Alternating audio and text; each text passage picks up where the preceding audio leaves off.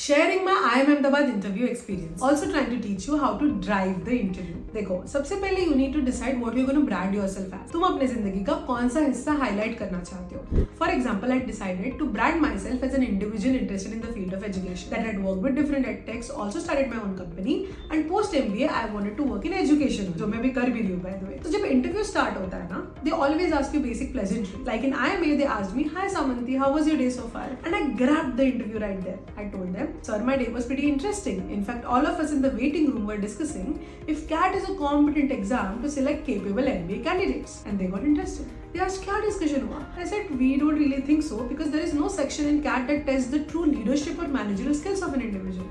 They asked me, "Why do you think so?" And from there went on an interesting discussion on the education system in India, where I backed my answers with different theories of intelligence to show that I have depth in the subject.